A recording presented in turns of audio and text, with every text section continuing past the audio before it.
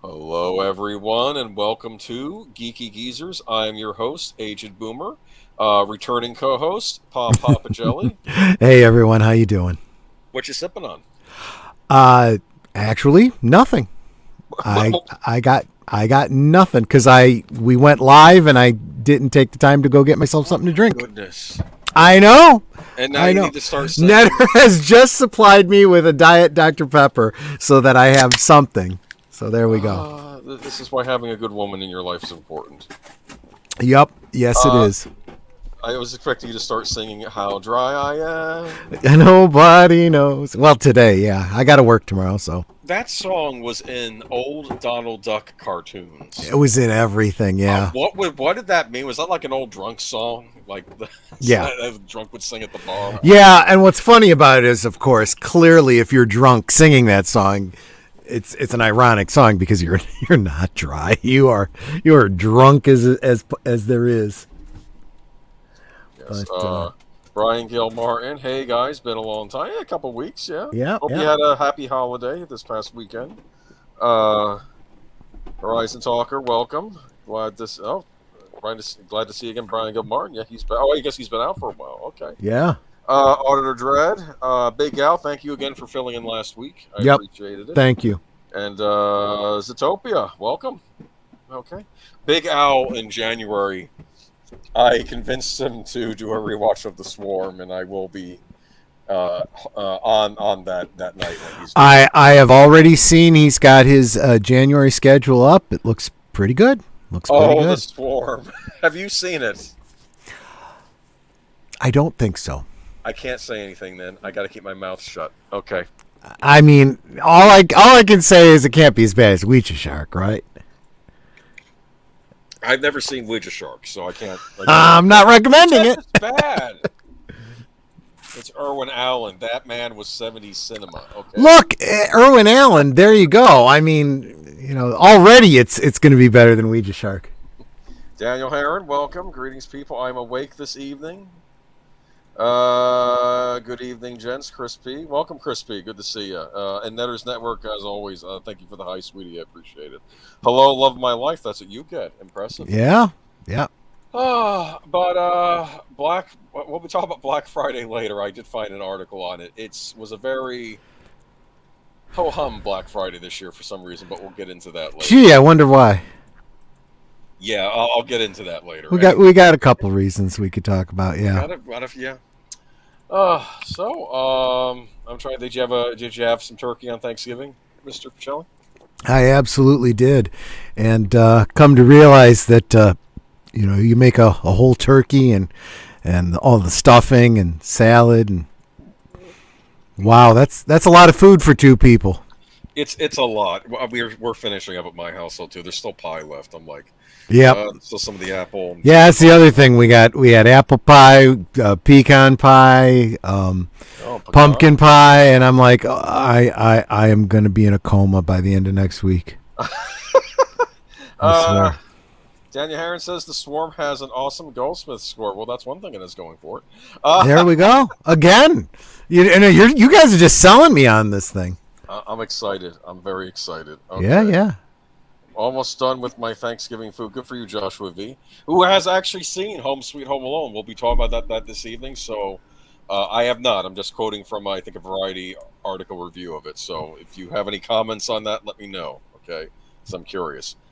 I think he made a point that it wasn't as bad as the sequels after 2, which I can believe because Home Alone 3 was terrible. Have you seen Home Alone 3? I actually may have it on DVD. I don't remember it very well. It doesn't take place at Christmas time. It doesn't have Kevin McAllister in it.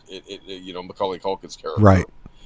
But actually, this brings us, I guess, to our first topic of the night, A Good Old Days.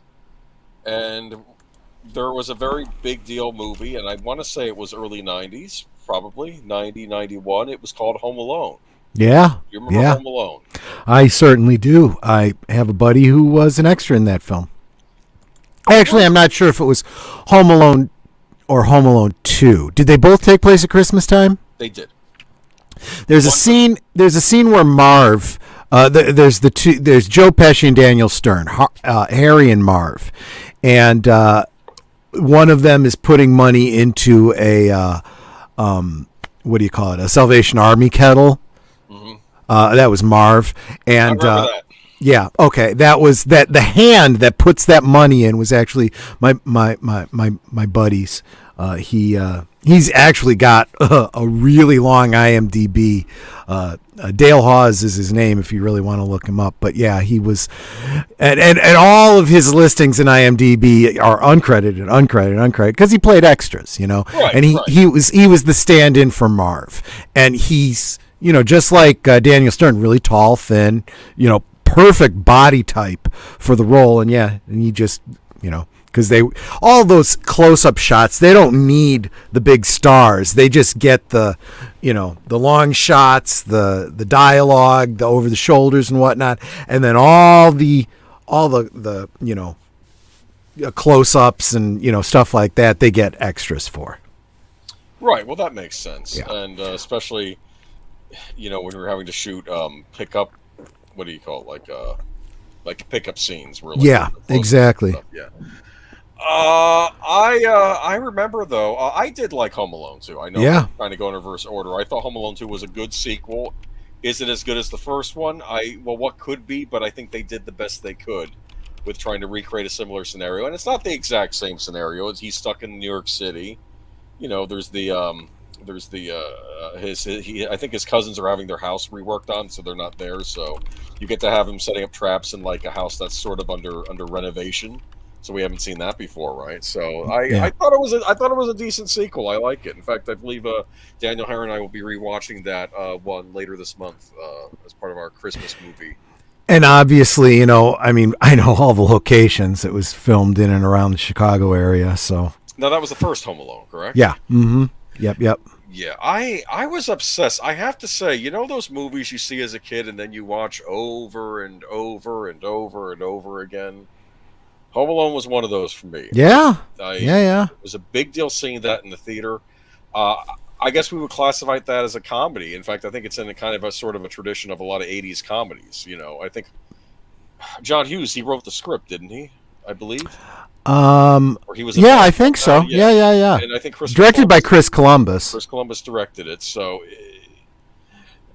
and it had a lot of character actors we know. I mean, I know Catherine O'Hara. She was big on SCTV. Oh yeah. She played the mom, and John Candy shows up in, you know, a small scene, but it's worth it when he's there as the polka band. Daniel Stern. Yeah, Daniel Stern. Yeah, I never saw Daniel Stern in anything but Home Alone up until later. Later on, I recognized that he was in the movie Chud, which is a horror movie about. And this was actually wasn't this kind of an earlier role for Joe Pesci? I think it was after Goodfellas, or maybe right on the cusp of. It was right around there, yeah. Probably he made it like right after Goodfellas, and it was definitely before My Cousin Vinny. Before My Cousin Vinny, but I believe after Goodfellas. Yeah. And Joe Pesci's hilarious, isn't he? He's because great. You have your two burglars, right? And right. Harry and Marv, right? That was right. The names, right? And you know. Marv's the Daniel Stern character. Mm-hmm. Okay. Yes. Yeah, he was not as bright. No. Okay. Right. Exactly. Not that the Joe Pesci character was all that brilliant. But you know what I thought was interesting? The whole movie kind of encapsulates, you know, you being the young child in a family, and everyone's kind of being a jerk to you on Christmas time. Yeah. Because they're getting ready to go on a stupid trip to France. Who wants to go to France at Christmas time? Let's stay home. Right. You know, it's and. You know, he ends up spilling the Pepsi because he gets mad because I think Buzz eats the only cheese pizza that was there just to spite him. And then, you know, his uncle says, "Well, look what you did, you little jerk." And later on, they even show like the scenes of like the angry parents. You know, and their whole expressions are even worse in his memory than they were that we saw in the movie when exactly. But yeah, and this was one of those movies that for me it was like, God, you know, I'd see places and I would be like, man, I've driven by there so many times. Like there's a church in Oak Park, an Episcopal church that's, you know, kind of prominent in the movie, and I'm like, I drove by there like once a week, you know, so I know that place really, really well. And yeah, I mean, I didn't get up to Winnetka very often, but you know, I could totally drive by and see that house if I wanted to. You know, I'm sure that gets a lot of attention around Christmas time. never thought about it. Maybe, yeah, you're probably right. Oh, look at this. Goodfellas came out in September 1990, Home Alone in November. Yeah, so this was probably right on the cusp of him getting fame for being Goodfellas. And I'm trying to think, though. Their Home Alone mania was big, remember? Yeah, I mean, that they did a lot of parodying of that. Macaulay Culkin, slapping his face. That. it's on the poster, and it makes no sense. The context says he's putting aftershave on his face because that's what adults do, right? Right. Because he's a kid trying to act like I'm the man of the house now because I'm home alone. I'm all alone, and he screams every time. Right. Exactly. But in the context of the poster, it looks like he's reacting to my house is being burgled. I can see that too. I like how he fends off the burglars early on, like he uses the clip from that old, movie Angels with Dirty Faces, which everyone kept wondering if that was a real, 1930s gangster movie, but no, it was made up for the movie, obviously. But, right. It is the kind of thing where I'd love to see someone do that as like a comical parody kind of thing, I mean, just the like whole movie, yeah.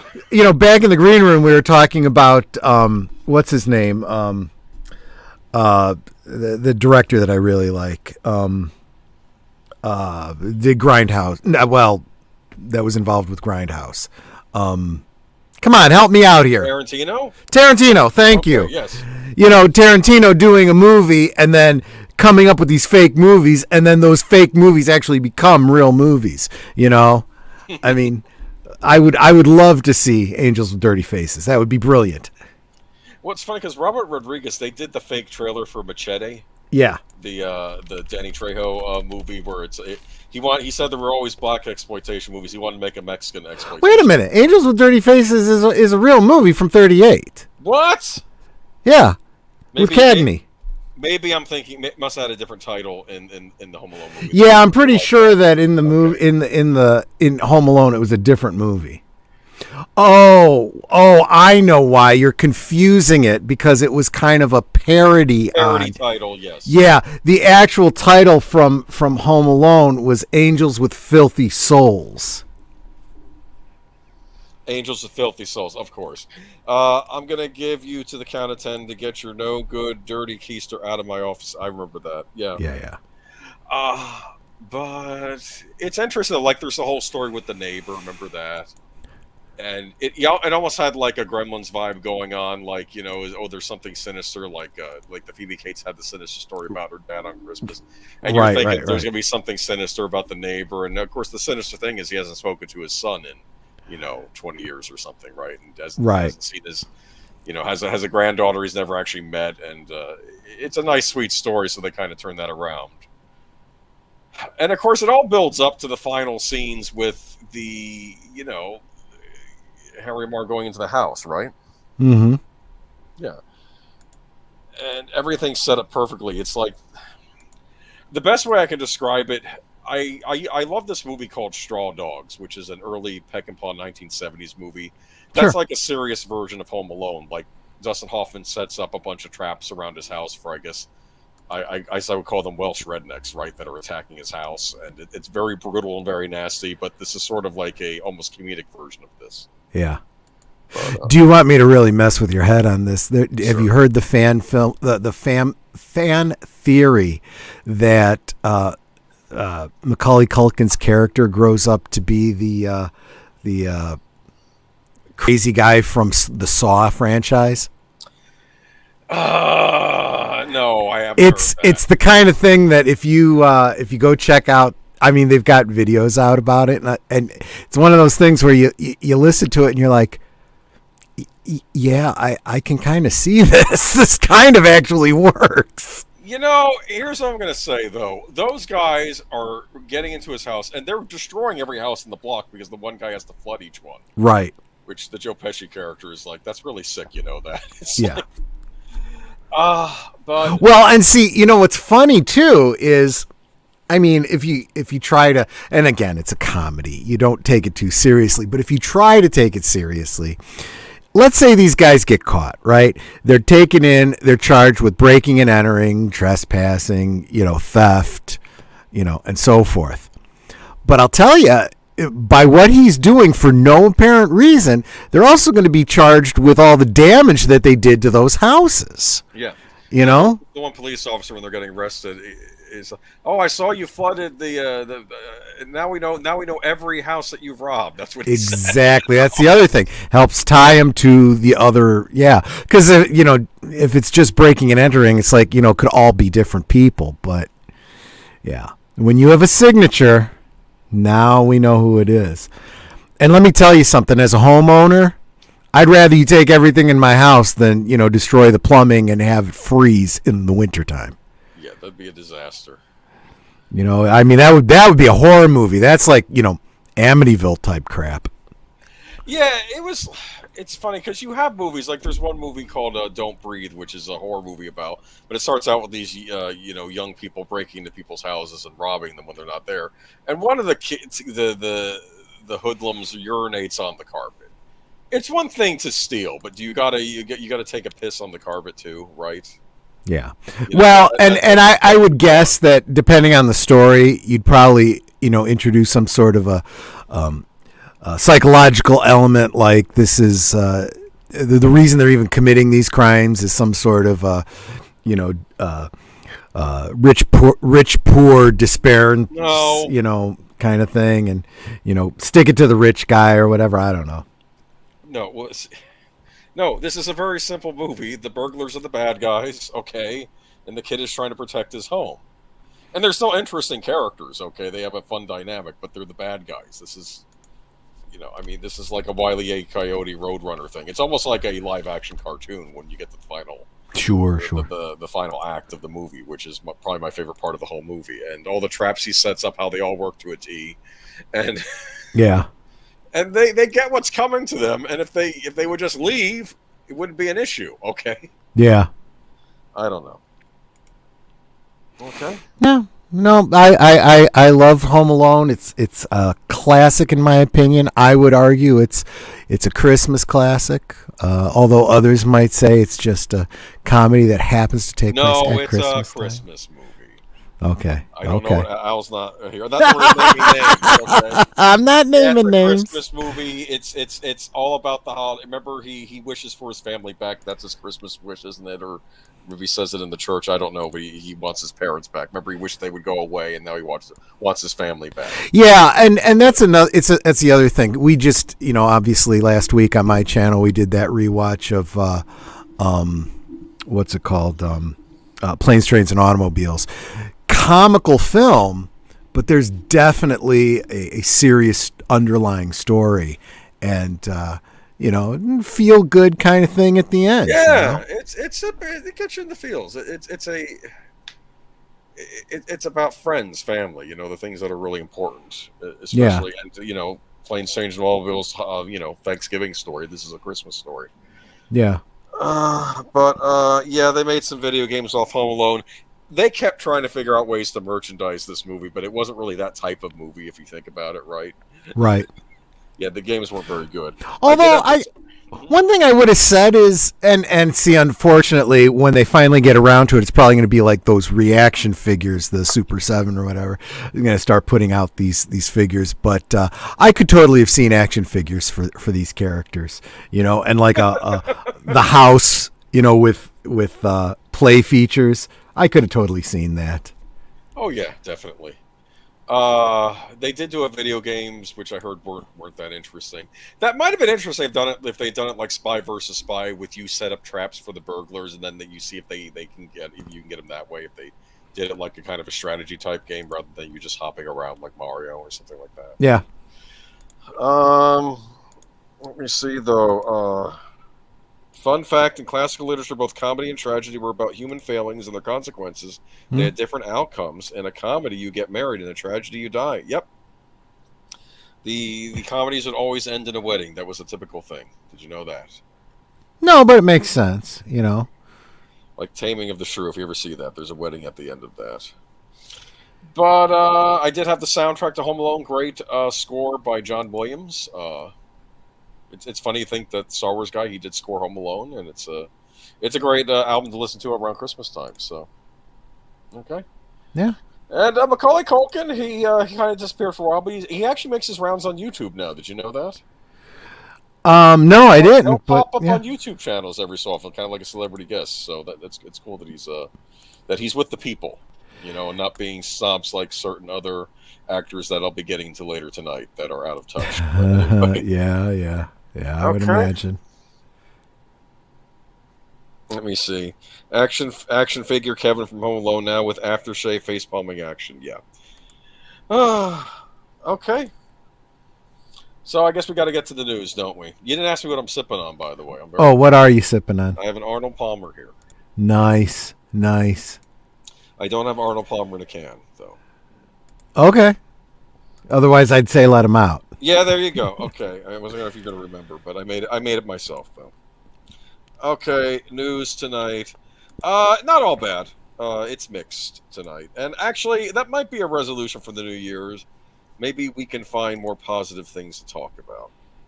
That would be nice. And hopefully Troy's not going to say monkeys will fly out of my butt. Well, no, I mean, we're always looking for more positive stuff. It's just that this isn't a very positive world these days. No. But I would say Ghostbusters Afterlife, very positive. We were talking a bit about that last week on the show. Al kept wanting to say, no spoilers, Al. People might not have seen it yet. Because I was making a point to the chat, even though as important it is for people to have seen it the first weekend, I was curious to see how it would do the second weekend, especially if it's a holiday weekend, like Thanksgiving. Because I think even back in the day to Home Alone, I believe Home Alone premiered around Thanksgiving time. Okay, so our first story of the night brings us back to the... Okay, and I lost my spot. Give me a minute. Yeah. Okay, the magical world of Harry Potter. Harry Potter fans in the chat? Yay, nay? I'm hearing crickets.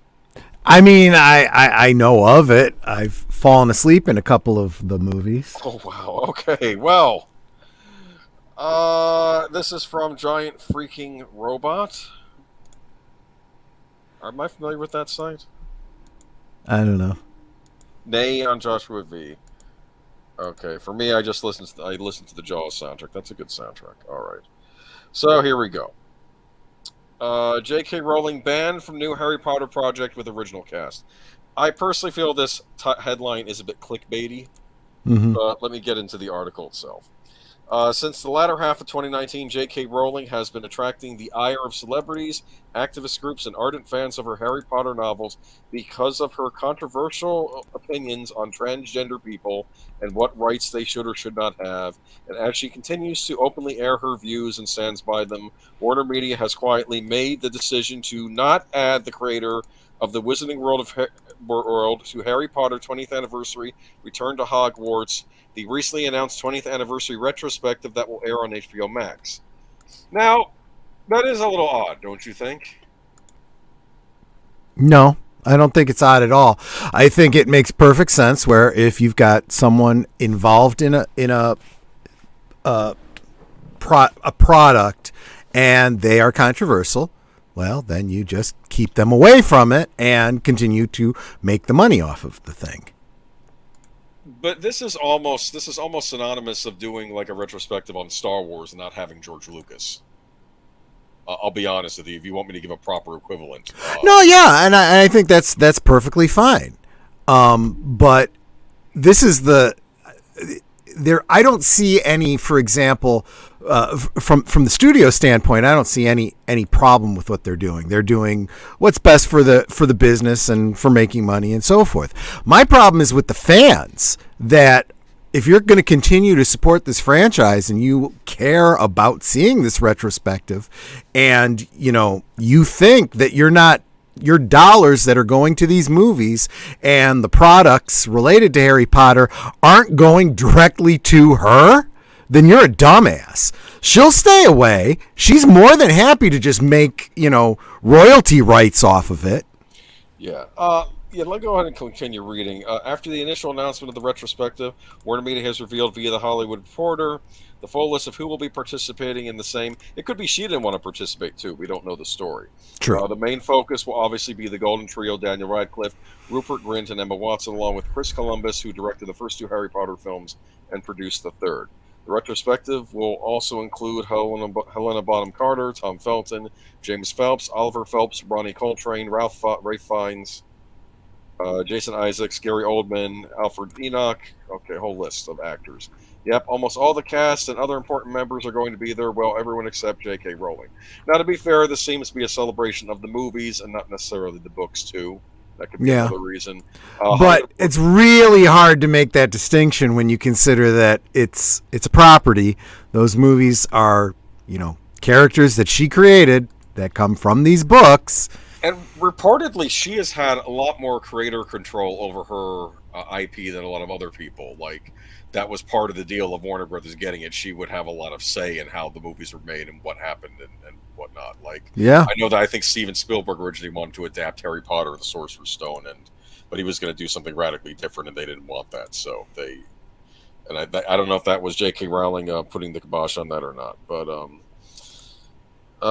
the only way the retrospective will include the celebrated authors through archival footage. Warner Media has not made even a single mention of J.K. Rowling in its announcements, provided the reason of her absence, but it's easy to deduce that Warner Media is keeping its distance from the constant backlash Rowling has been facing because of her comments that have been viewed as transphobic by many. In 2020, J.K. Rowling took to Twitter to criticize the gender-inclusive phrase "people who menstruate" and stated that if sex isn't real, the lived reality of women globally is erased. I know and love trans people, but erasing the concept of sex removes the ability of many to meaningfully discuss their lives. While many have come out in her favor, most of the celebrities associated with the Harry Potter franchise, including the original cast, have openly expressed their disappointment J.K. Rowling's stand on the topic. I'm sorry, based on that quote, I don't get what all the hullabaloo is about, but. Well, yeah. I mean, and I think it's incredibly hypocritical of these people that say this, because it's like I said. Well, then don't keep giving her money and supporting her, thing. Don't think that you have a right to enjoy, Harry Potter and the fruits of her labor, and then shit all over her. I mean, yeah, Melissa. You're a hypocrite otherwise. Melissa Anelli, the editor of the biggest Harry Potter fan site, Leaky Cauldron site, shared with Telegraph that she was heartbroken by J.K. Rowling's comments. She even shared a post from a Harry Potter podcast on how to cancel the author by not buying any of her books, official merchandise, etc. Like their fellow co-stars, Emma Watson, Eddie Redmayne, Fantastic Beasts, Where to Find Them, Katie Leung, also came out in their support of the transgender community and expressed their disagreement with Rowling's comments. And I don't know. So do you think that maybe Warner Brothers nixed her because of her comments? I mean, I don't know. Because seriously, they're pretty benign, and they're purposely being taken and twisted. I mean, it's no different than what they wanted to do to Gina Carano. It's not what she said. That's not what she meant. But you're projecting stuff on her in a very disingenuous way. Now keep in mind, J.K. Rowling is someone I would consider on the left. She's a British feminist, and I know British feminism tends to differ from the feminism we have over here in North America. They're very about just how you define things. They're very stringent about that sort of thing. That's what I've heard. Right. It's interesting how they've turned on her. She has kind of a rabid fan base, though. She had it for years, to the point where I almost didn't envy her after a while, even though I know she's made boko bucks off of the series. But okay.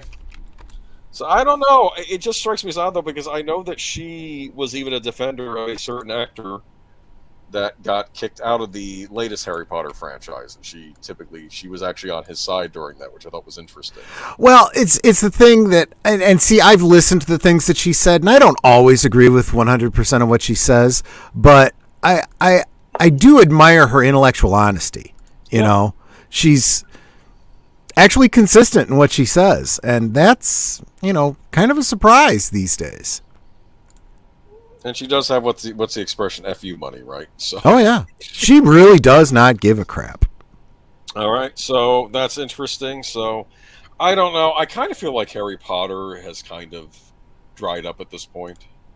No one's really, even before the cancellation of a certain. Well, let me tell you, like in the Fantastic Beasts franchise, they've made it really difficult because the only thing they had going for them was the Fantastic Beasts now, and you know, a certain person that cannot be named is attached has made sure that they canceled their star for that, and a lot of people are not happy about that, and it will fail because of that.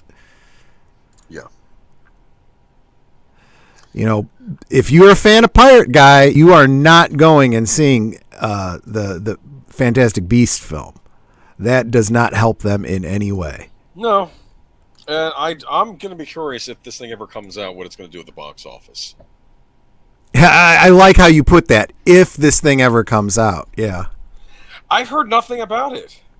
Yep. Like, there's certain movies that have vanished from the radar. Like, another one was Top Gun. Remember the Top Gun sequel we were supposed to get? Yep. Where is it? And I would say, too, Aquaman 2 is another one. And I'd say that one's directly linked to the same problem that's holding up Fantastic Beasts. And remember, we talked about this a while back. The longer these movies... I don't know who you're talking about. Yeah. The longer these movies languish and are not being shown and played, you know, the more money it's costing them, you know, in interest. You know, they got to start paying back loans. But that's behind the scenes Hollywood, you know, business. So. Oh, did I hear that Rowling got doxxed last week? I did not. I must have missed that. Some people are still mad at her even now. Wow. That's a scary fan base. Like her, Stephen King, other people have like these scary fan bases sometimes. Yeah. You know, like when you have rabid fans. That's what Misery was about. Remember the? That's for damn sure. Yeah. Okay. Well. Yeah. So, moving on to Marvel. You excited? Not at all. I have not watched anything Marvel related since Scarlet Witch, whatever, the WandaVision. Yeah, okay. This is from Bounding in the Comics. Again, another site that can be a little clickbaity, but sometimes they put up good stuff. Alright, so let's see. Marvel Studios, Victoria Alonso declares diversity and inclusion is not for political gain. Is not a political game for us. Okay. Let me read a bit from this. According to Marvel Studios President Victoria Alonso, the popular studio does not view their attempts to achieve validation by a vague metric of diversity and inclusion as a quote-unquote political game, but rather as 100% a responsibility for a global company.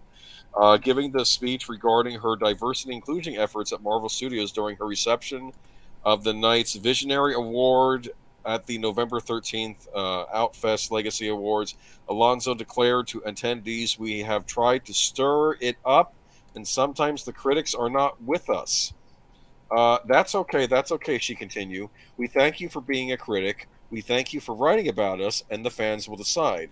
She further proclaimed diversity and inclusion is not a political game for us. It is 100% responsibility, because you don't get to have the global success that we have given the Walt Disney Company without the support of people around the world of every kind of human there is, Alonso added. An ironic statement considering the company's constant censorious pandering of LGBTQ plus content for foreign markets and the continued turning a blind eye to the China's human rights abuses against Uyghur people. Mm-hmm.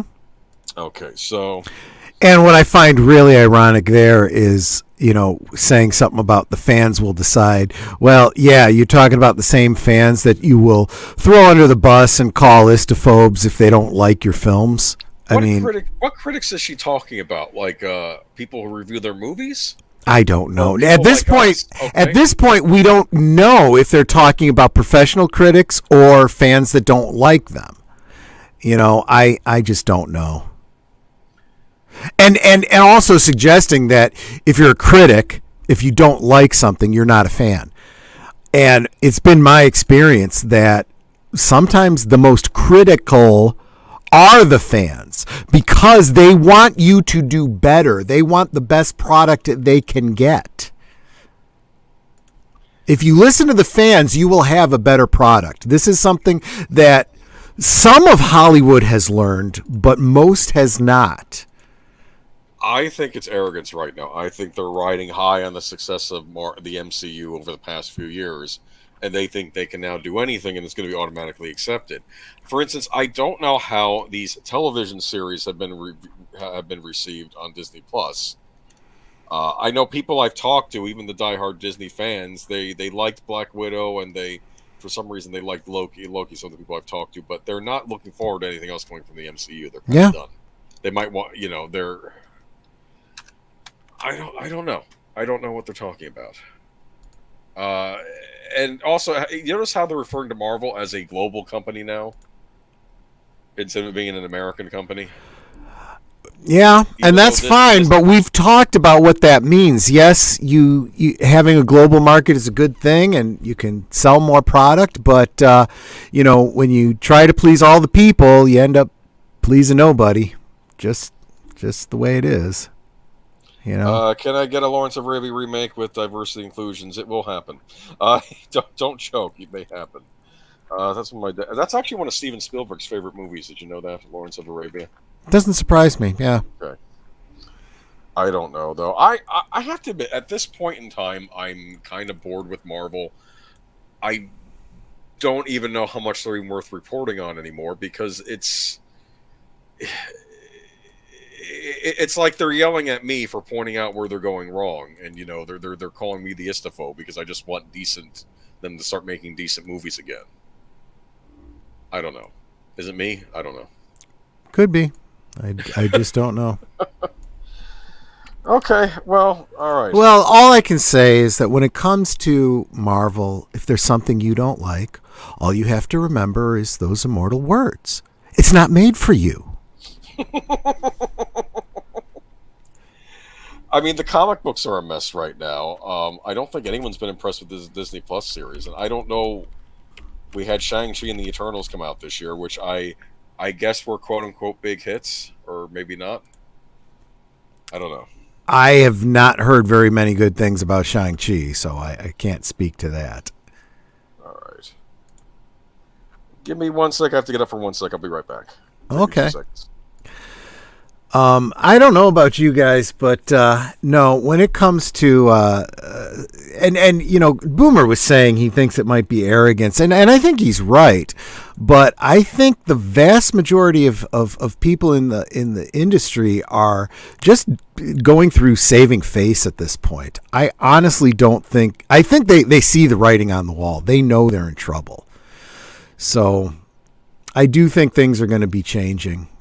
I already do see it, and we'll be talking about that in some of the other pieces that we have coming up. There's some good stuff, and when I was talking about listening to the fans, I was thinking specifically, the one they keep referring to, Sonic the Hedgehog. The fans didn't like something, they changed it. It did well. You listen to the fans, you make money. You listen to the not fans that have strong opinions. Well, you're catering to the wrong audience. You're catering to the people that aren't going to be spending money on your product in the first place. It doesn't matter if your product's good or not. Make them happy, great. You're still not going to see any money from them. I mean, Sonic the Hedgehog, though, I wonder how much of that was Sega intervening and basically saying, this is not being received well, fix it. Maybe. Have our character. Because that was a licensed out character from Sega. That's what Paramount doing. Paramount doesn't own Sonic the Hedgehog, but no, you're absolutely right. That may be. I don't know who was involved in that decision, but whoever it was, I think you cannot argue with the results. It did well because of it. So, I still haven't watched that. I want to see Jim Carrey as Eggman. They call him Dr. Robotnik in the movie. Though I think Sonic insults him calling him Eggman, okay, at one point. Dr. Robotnik was the American name for Dr. Eggman, even though the Japanese name was Eggman. Yeah. Okay. I'm sure everybody's very interested in that. Yeah, But I don't even know who you're talking about, but okay, he's at least you know. he's Sonic the Hedgehog's arch nemesis is Dr. Robotnik. Dr. Okay. Robotnik makes robots. Okay, usually, and he sticks furry little animals in them to power them, and Sonic has to destroy the robots to free the animals. Okay, Mm-hmm. Mm-hmm. okay, it's a video game thing. Okay, Yeah, you ever I know. played Sonic the Hedgehog? You're the guy that knows this stuff. That's that's a good thing. Okay, so anyway, I don't know. So Marvel, I don't know. Okay, let's move on. Okay. I gotta get you excited, man. You're not. You seem I'm telling you, nonplussed about. when it comes to Hollywood, it's very very difficult to get me excited these days. We I'm certainly not excited about anything Marvel related. I can tell you that right okay. now. I'll have something nice to talk about a little bit. Okay, we had a victory recently, but we'll get more into that in a little Yeah, bit. yeah. Okay. Home Sweet Home Alone review. Disney Plus reboot offers little hilarity, lots of homesickness. This is a variety review. I'm noticing lately this is a shift with critics. Uh, they're starting not to be giving Disney a pass as much as they used to be. I have a suspicion at some point you're going to see them start tearing apart the Marvel movies coming out. I noticed there was an article a few weeks back where they were criticizing Kathleen Kennedy over the fact that there's now, I guess, Patty Jenkins is now leaving or might be leaving the project for Rogue Squadron. And I think they were arguing that, this Kathleen Kennedy can't get along with anybody. And I kept thinking they're on Patty Jenkins' side in this fight. That's what's going on here. Mm-hmm. They finally decided to pick a side because you have two, I guess, women feminist icon types in Hollywood. They're going to go with Patty Jenkins, which I thought was interesting. But okay, but let's go to Home Alone. Home Sweet Home Alone takes everything audiences loved about the Chris Columbus directed, John Hughes penned original and turns it around on them. Holiday sentimentality commingling with slapstick violence hits differently when the filmmakers not only swap the roles of the empathetic protagonist and dastardly antagonist, but also take on a both sides approach to rooting interest. While this might seem like an ingenious way to reinvigorate a long run into the ground franchise where a child faces off against bumbling burglars, this Disney Plus offering maddeningly fails to lean into the aspects it so desperately and ambitiously seeks to change. Mean-spirited, downright sloppy, and awkwardly unfunny, this rote feature reboot lacks holiday cheer. Yikes. Okay. Jeff and Pam McKenzie, Robert Delaney, and Ellie Kemper are begrudgingly selling their home as they can no longer make their mortgage payments. Tech whiz Jeff has been unemployed for months, and Pam's teacher's salary is dwindling. The cash-strapped couple is also scrambling to keep the devastating news from their perceptive teen daughter Abby, Katie Beth Hall, and tween son Chris Max Uveton. With Christmas fast approaching and the seller's market booming, the sad reality of losing their home during the joyful season is hitting them hard. After hearing a story of someone who turned their trash into treasure at auction, Jeff remembers his mother's collection of German antique porcelain dolls stored in their bedroom closet. His research reveals there's one in particular, a lederhosen-clad boy with an upside-down head, that could rescue the family from their financial woes as it's worth over $200,000. However, when he goes to look for it, he sees it's missing and knows just who took it. Spoiled 10-year-old relative stranger Max Mercer, Archie Yates, who visited the recent open house. The timing couldn't be worse as Max's mom, Aisling Bea, who's Tokyo-bound with her extended family, has mistakenly left her son home alone. Convoluted and over-explained hijinks ensue as the harried marrieds break into Max's manse in an attempt to get the family heirloom back. Wow, okay.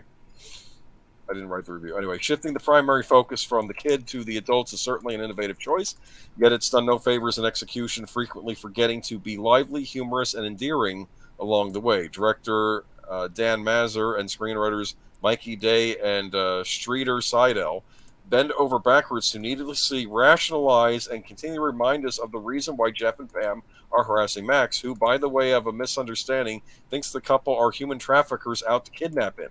Max also isn't exactly innocent, as he shows no empathy toward others on multiple occasions, practically stealing from a toy donation table, not to mention the item he takes from the Mackenzie's home. His trials and travails dealing with familiar chaos are of a similar hue to the original story by Hughes, who receives a co-screenplay and story credit, except with rushed, ham-handed character motivations and without any earned emotions. And unlike the original, secondary characters, either in Max's family or the Mackenzies, don't leave their mark, only serving to pad the runtime. You know what this is sounding like? It's like they're deconstructing Home Alone. Yeah. Pretty much. I know that Joshua V had seen it. I'm not a fan of the main character here. Who, Max, the kid? I don't know. It sounds like he stole this figurine. I have a question, Joshua. You've seen the movie. Does it turn out he didn't steal the statue and one of the kids stuck it in their room on a shelf? One of their kids, and Max actually had nothing to do with it? I'm just curious. I'm predicting. What do you think? I don't know, and I wish that if any lesson is going to be learned, and this is the other thing, one of the other channels was talking about learning the wrong lesson, and I get it. I think a lot of times they do take away the wrong lessons, but I think sometimes they are intentionally learning the wrong lessons. They say, well, this is just, people that don't like this, people that don't like that, people of this kind, people of that kind. When what they should really start looking at is the big picture. People do not like remakes of things that they loved. If they loved it, don't remake it. Well, it's a sequel. Stop doing that. It's got Buzz as a cop now, Kevin's older brother. But anyway, I'm looking at the. You sent me the Rotten Tomatoes score, right? And I guess the tomato meter is critics, correct? Yeah. 18%. Audience score 13%. That doesn't sound good. No, that's not good. But I don't know. Joshua V said it wasn't as bad as other Home Alone movies, which are also pretty bad. So there you go. No, it really does sound to me just like the bad sequels, the direct-to-DVD sequels that nobody wanted to see, nobody cared about. They never should have been made. And I see a lot of that kind of, in quotes, content coming out now. And a lot of this stuff that Disney is doing, for example, that's going right to the Disney stream, all it is it's, you got to look at it as these, unwanted sequels directed to DVD back before, they were putting stuff directly on stream. Brian Goodmartin says, so the hero of this Home Alone film is a villain. In other news, water is wet. Yeah. Yeah. He's not wrong, no, right? There are no heroes and villains. They're all just people, just struggling. Max wants to be loved, and the husband and wife want to save their house, and I don't.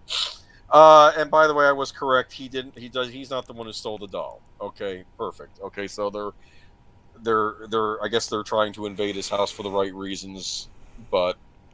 I'll tell you something else. When you look at the birth, the length and breadth of legal cases that are happening right now that are getting people all upset, like this one down in Texas, a guy shoots the guy coming to pick up his kid and whatnot, self-defense, on my property kind of stuff. It's like, you know what? This stuff isn't funny anymore. No. It's a different world that we live in right now. Maybe read the room.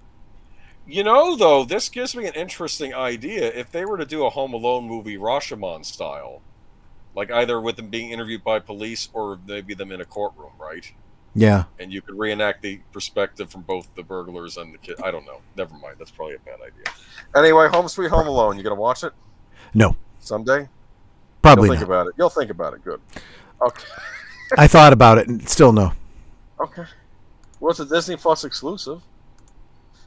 Well, then I'm definitely not going to be watching. Oh, I love how the article ends. Clearly, the filmmakers want to illustrate everyone here has their reasons to fight for their homes, but failing to define who's in the right or wrong comes across as pure incompetence. Okay. Yep. Well... and it comes down to a lot of this stuff. You could argue the SJW elements, the topical things and all that kind of stuff. All of that is completely beside the point. These are people that don't know how to write good, compelling stories. Because if you could do that, none of that other shit would matter. Have you noticed that Disney doesn't they don't understand how to do villains anymore? Oh yeah, because it's because of their moral relativism, right? It's because we need to understand and feel for the villains. No, you don't. You need to understand and feel for the heroes and the victims and you need to enjoy when the villain is taken down.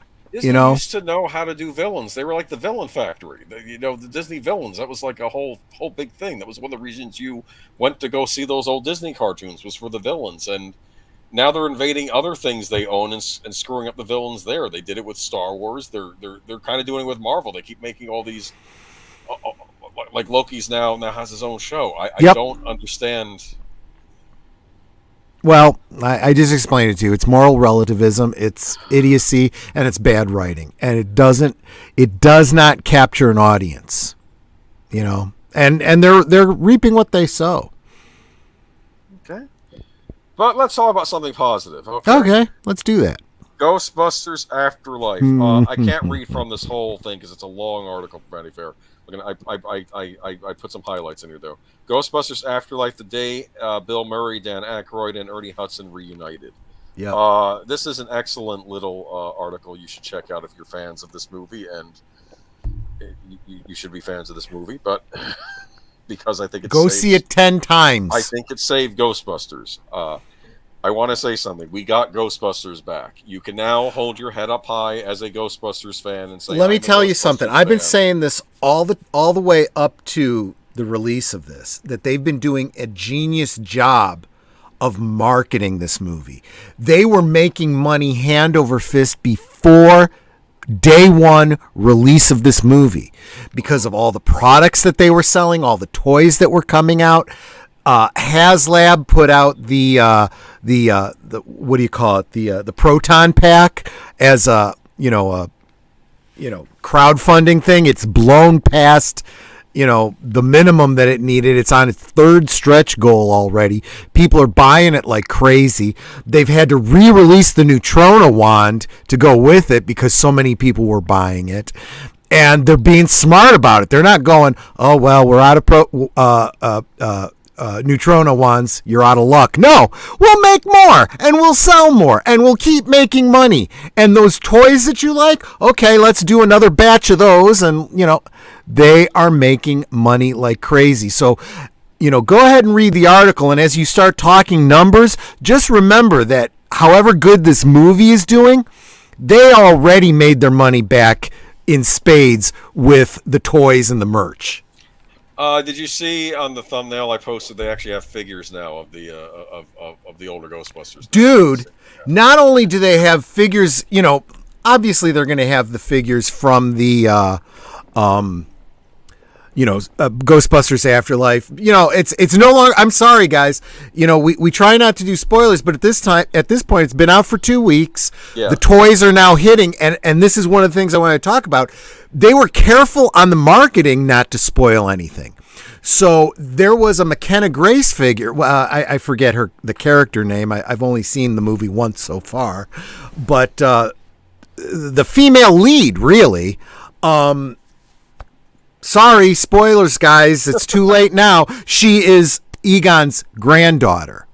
And her figure, although promotional stills of the figure were released, they didn't show it in package, and they didn't show it in connection with the other figures that were released. The reason being was they didn't put that out, and she didn't hit the store shelves until after the debut of the film, because the toy itself was a spoiler, because it was a 2-pack. It was her character and the ghostly figure of her grandfather from that big, great scene at the end. Big spoiler. And every other movie, the toys spoil the crap out of it. King Kong versus Godzilla, the Star Wars movie, all of them. People point to, look, this Lego has this thing in it, so we know that this element is happening. Look, Avengers, Endgame, we know this is going to happen because this toy, shows us this, that, and the other. They did not do that with Ghostbusters. They were clever. They only showed you what they could show you, and then they waited until the movie came out to let it all go. So I'm sorry, that's why spoilers are off the table at this point. Go see the darn movie. They kept a lot of things under wraps. I loved how there were all these rumors circulating, which I didn't even pay attention when it was going on. But after I'd seen the movie, I went to go check out those rumors, and I like seeing the BS with the stuff that actually ended up being true. Like there was BS too that was not part of the. Yeah.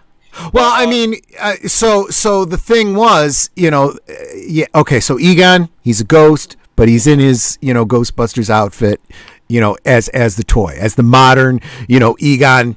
But the other guys, the other three Ghostbusters come back. Again at the big denouement of the film. So you get them in their packs and their whole kit, along with all the kids, all the new characters, and so forth. But what they also did was they went back and did, in the same line, they did all of these characters from back in the 80s. cool. They went back and they re-released all of the real Ghostbusters animated stuff, and in the style of the animated figures, they released the actual film characters as well. In the khakis, looking like Harold Ramis as a cartoon and so forth. I mean, that kind of thing. So you get like the best of all worlds. It's like, you want the old toys again? We'll sell them to you. Did you always wish you had the old toys but with the real Ghostbusters, look? You'll get that too. And you can put them all together and play with all of them if you want to. McKenna Grace was really good. Yes, she was. She was brilliant. I liked all the new actors actually in it. But, honestly, yeah. I mean, you could even, and I'm forgetting the name of the brother's love interest. She had a very small role. I thought that she was going to be a much bigger character, and I'm kind of hoping that they, focus on her a little bit more in the future. Yeah, you can do a lot now. You could do a whole bunch of movies with this whole line now. But let's get into this. Is from the Vanity Fair article, and this is about the three Ghostbusters reuniting. Actually, technically, if you think about it, it's really all four. But yeah. So here we go. This is Bill Murray speaking. Well, we are a man down. That's the deal. Murray told Vanity Fair on set, and that's the story that we're telling. That's the story they've written. Getting back into Venkman's head was unexpectedly hard for him, he said. But by the time Murray was in uniform and flanked by Hudson and Aykroyd, he admitted to feeling like an actual rock star again. Yeah, and Ernie that's and I pretty cool. together, not in separate scenes, but together, there's a force. Is that a knock at 2016? I don't know. Maybe. Scenes? Okay. Maybe. It's like Mick Jagger and Keith Richards have done their solo albums, but when they're all on stage, it's a whole different thing, he said. It has been many years since Aykroyd reunited with his old Saturday Night Live friend on anything. It was really fun to be back, he said, after shooting the scene. Billy is such fun anywhere he goes. He's one of those human beings that has that magnetism. You just look at him and you'll laugh. And him sloping around in that pack, which he doesn't like wearing any more than any of us, it's just so funny to see him just lurking around in that pack and putting up with it. Yeah, it's been a great week. After feeling awkward for the first few days, what finally energized Murray was the chance to improvise again while Venkman lay sprawled with his cohorts beside the vehicle. Bill is keeping her distracted with talking while you raise the proton gun, Jason Reitman said, showing the fallen Hudson how he wanted him to slyly slip his neutrino blaster into position. In the script, Venkman decides to taunt Gozer by imagining a far more intimate relationship than the two actually had back in the 80s. Which is totally in character, yes. I loved it, yeah. With Murray adding new flourishes on every take, only some of which ended up in the finished film. You wasted a lot of time putting on that makeup, he yells. It's not going to work anymore. You've got a lot of nerve trying to crawl back. The scene I just did now, it was fun, Murray said afterwards. I got to just say what I wanted to say, and it was always that way. The script was just our jumping off point. Yeah. That's cool. He's trusting his actors. He's trusting these pros that they know what they're doing. Hudson, who comes from a classical acting background, still marvels at his improv training co-stars. I've done, I don't know, probably 250 credits or something. But working with Bill Murray and seeing him and Danny trying to come up with something, trying to fill the space, and then something really magical comes out of it, that's unusual, he says. Yeah. As Murray adds variations to his insult barrage, Wolfhard, whose character is hiding near the collapsed OGBs, asks Jason Reitman, "Can I laugh?" He suggests that will irritate Gozer even more. The director urges him to keep playing the moment low-key. Yep. Yeah. And I just want to read one more thing. But Gozer was also cracking up. Olivia Wilde, who sported the extreme pompadour hairstyle and scaly boils and bobbles of the monster in Afterlife, sometimes had difficulty keeping a straight face. I would imagine, yeah. One moment during Murray's epic roast of Gozer, Wilde broke and laughed out loud. You got me on that when she told him, too far, too far. While Hudson prepared to take his shot, Reitman encouraged Aykroyd to join in the verbal jabs. For Stantz, I feel like your insults would be about her actual cosmic properties, the director said. Aykroyd nodded, agreeing that Gozer would feel some insecurity about rival deities. Hawaiians have got better gods than you, he shouted. Well, they can kick your ass. And it's just... it's a great article if you get a chance. It's it's on VanityFair.com. It's probably in the magazine too. You can read it. It's all about the about the stuff going on the set. I guess they were finally able to spill the beans after the movie came out. It's like the stuff we used to read about movies back in the day. Exactly right. Exactly right. I'm going to have a video coming out with my reactions to it, but most specifically, there's this really great interview that Jason Reitman did with, oh darn it, what's that guy's name? He used to be in Mythbusters. You know who I mean? Mythbusters. Yeah. Okay, yeah. Well, the guy from Mythbusters who makes all the props. He actually did. There's a scene in Ghostbusters Afterlife where one of the artifacts that's picked up in Egon's front room is one of those Aztec, the screaming whistles. I remember that. Yes, that was made by the guy from Mythbusters, whose name I can't remember, and someone please in the chat help me out so I, stop feeling stupid. But but he does this interview and there's just a bunch of things I want to highlight from that because it's very clear he says all the things and the work itself backs it up. He knows what he's talking about. He knows how important this is, and he knew the right people to let do their thing. He even said just his, and this was true of all the projects that he's worked on. He said that, yes, Adam Savage, thank you very much, Chris P. Adam Savage is the gent I was trying to think of. He was saying that whenever he gets his people together, he doesn't have them do like rehearsals. He says, come to set with your lines memorized, and we start filming, because some of the best stuff is what happens in the rehearsal, and you can't reproduce that. He said, so we film it live. Go do it. Take one, and we get it. And if it doesn't work, it doesn't work. That's fine. By the fourth or fifth take, your rehearsal is out of you, but we've still got it just in case there was some real gold in that.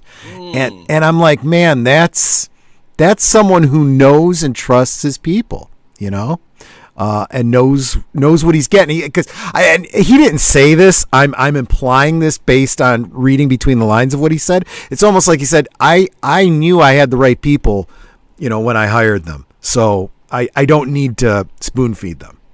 I hired professionals. I expect them to do their job, and you get professional work, and it does show. He knows what he's doing, but he's also got some great stories about working with his dad. He gives Adam Savage a tour of the studio or whatever, and he's got all these. He's got like original scripts and original props and some of the toys and whatnot. And he said at one point, he and I don't remember who else he was working with at the time were trying to figure out the blocking of a scene, and they had the action figures, and they're down on the floor with these things. And he says, and my dad comes in and looks, and he goes, no, and turns around and walks right back out again. But it's that kind of spirit, and that's how you get something really magical, something that really works. And I don't know if you were going to get into this at all, but some of the other articles that I was reading, the critical critics, the ones that are really, stumping for 2016 are out there saying, it's all callbacks and it's fan service and it's this and that. Yeah, last week I had a full page of just negative review titles from various outlets, and I read them all on the air before I talked about them. The interesting thing I noticed, though, was even those negative reviews were still pretty positive. So it's almost like they want to hate it, but they still got to say nice things about it because it's really that good. But they're angry about 2016. Well, that's what this is about. There's this ridiculous attitude that fan service is bad. They've got in their heads fans equal Trump supporters equal bad equal don't give them what they want. And the reality is fans are the ones you're making this movie for that pay the bills. And if you want there to ever be a sequel, you better give the fans what they want. Here's what I don't understand, though. I guess maybe fan service. I felt like this was its own unique sequel. Okay, that's just it. See, there are little callbacks here and there, and that's the other side of it, right? A sequel. When a sequel references something that happened in the past, that's not fan service. That's writing a sequel. It is a sequel. Things happened in the past that affect the present.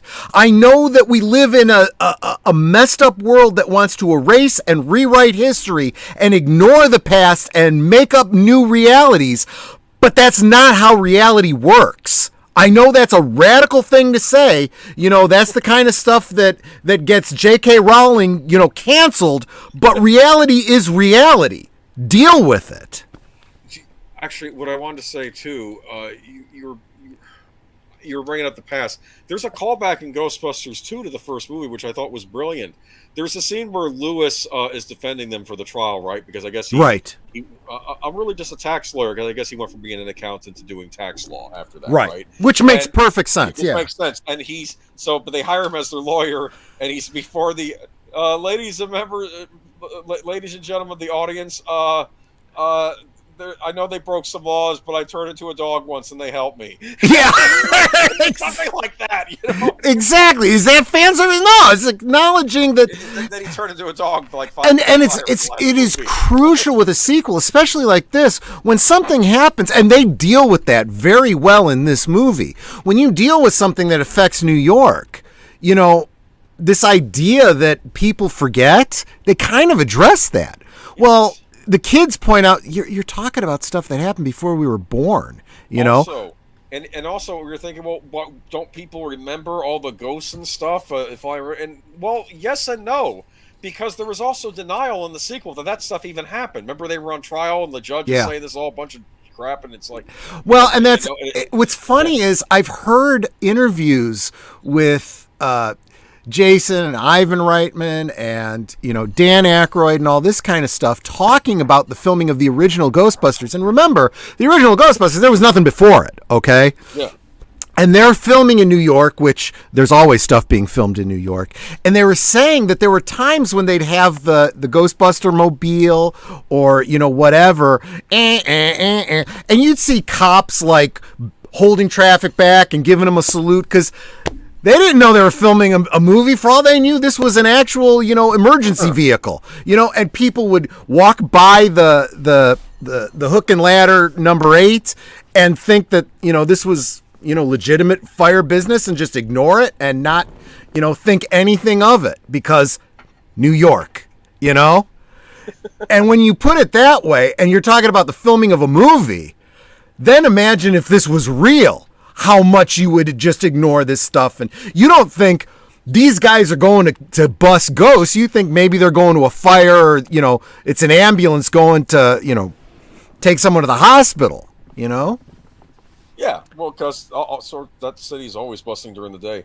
Brian Martin agrees with you. He says the past is what it is. People need to stop trying to sanitize it. Yeah, and anybody, and Script Doctor and Cameron Pasha and anybody who's been a writer, a good writer, will tell you this, okay? That you have to think, what is the story progression here? We're on a sequel. We're on a sequel that's 30 years after the fact. We have to do callbacks because things happened and they influence what's happening now. You know? So get over it, people. This isn't fan service. Unless you consider writing a good story for an audience to be fan service. It's funny, for some reason when you were bringing up New York, this is off topic maybe, but there was an episode of NYPD Blue where this woman calls Sipowicz, and she says, in the telephone booth, someone left a severed thumb in there. And then someone says, yeah, something was severed, but it wasn't a thumb. And she goes, and you know what I'm talking about, right? Yeah. I can imagine. And she goes, that's sick, even for New York. That reminds me of something you hear in a Ghostbusters. Right, absolutely. But yeah, no, there was a lot of great stuff like that. And sometimes, again, like I say, the callbacks are necessary because you get the whole "Are you a god?" line, and you see Ray go, and the other guys are like, Ray, we've been over this before. Come on. I don't know if it was Venkman or Winston, but they were like, really, Ray? Really, Ray? And he's like, yes, I am. And then Winston is like, we're all pretty special down here, yeah. Part of me wondered too if Gozer, I think Gozer recognized them, right? And I think Gozer was repeating that line to mess with them, right? That was her making a kind of interesting. I hadn't considered it that way. That's a good way to look at it. I read it that way, like, oh, I remember you. Remember that? Yeah. So are you a god now? Well, we kicked your ass before and we kept you in prison for 30 years. I'd say that's godlike. Yeah. There was a lot of attention to the lore. Think about that for a second. I mean, the overall thing was that Egon had set up something to basically keep Gozer trapped. Every time Gozer would try coming up out of the hellhole or whatever it was, all sorts of traps. Yes, the traps would go off like booby traps and keep her trapped. And is that not exactly like the whole Judeo-Christian God throws the devil into hell and keeps him trapped there? You know, I mean, that is some fire, brimstone, hell kind of stuff. And those themes are brought up over and over and over again. And yeah, some of it's callbacks to the direct reference to Ghostbusters 2, quoting the, fire and brimstone and all that kind of stuff. But yeah, this is good writing is what this is. Oh, yeah, I remember it was Winston, the original movie. He's the one that made that quote. I just couldn't remember who said it in the sequel. Like, really, Ray? It might have been Winston. And I don't know if you notice this or not, but Ray has it tattooed on his left forearm now. You see it when he answers the phone. What? That quote from the Bible. Oh, of course. Yes, I remember that. Yes. Of course, we also see it more prominently written, in a graffiti-esque way out in front of the Spengler dirt farm, so to speak.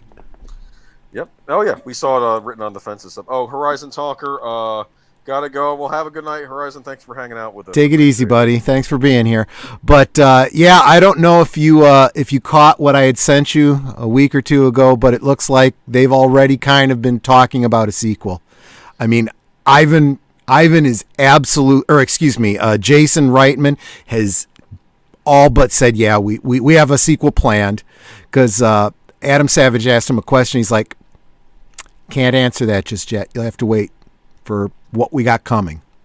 Oh, giving the fans a sequel to two beloved films with respect and love is not fan service. It's what any audience should expect when bringing back a franchise. Yes. Right.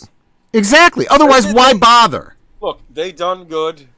Let's give Jason Reitman some credit. I want to see him make more movies, especially Ghostbusters. Look, if you are a fan of Nike shoes, you want to go and get a pair of Nike shoes that are good for, going to the gym with, that's got the Nike logo on it. You don't want a pair of frickin' galoshes with a Nike slapped on it. Yeah. That's not what I wanted. It also helps how you market something, too. You don't insult the people trying to buy the thing that you're selling them. But this is interesting. This is some box office news for this weekend. Yup. And I was very curious, because I'm like, it's important it does well in the first weekend, but I kept thinking, will this thing have legs? Remember that? Yes. And Yes. I don't know. I think this is some good news. This is from Sunday morning, so it may be out of date by now. Maybe I don't know if you want to find out what it's up to now, but I'll read a bit from this article. Without Paramount's Top Gun Maverick in the marketplace, the Thanksgiving box office was much lighter than previous holidays, grossing an estimated 141.3 million over 5 days, off 46% from 2019's pandemic holiday. Over the same period of time, two family movies, Disney's animated Encanto, which banked 52% of its 40.3 million 5-day gross from Latino and Hispanic audiences, and Sony's Ghostbusters Afterlife, which delivered 35.3 million in its second weekend over Wednesday to Sunday, were the top destinations for families. Worldwide, Encanto hit its global studio projection with 70 million start. If CEO Bob Chapek is wondering whether families went to the movie theaters or not, the answer is yes, they did. It's just that there was another family movie on the marquee doing business. Box office analytics companies Intelligence clocked that over 5 days, 3.7 million moviegoers saw Encanto, while 3.25 million bought tickets to Ghostbusters Afterlife. Mm-hmm.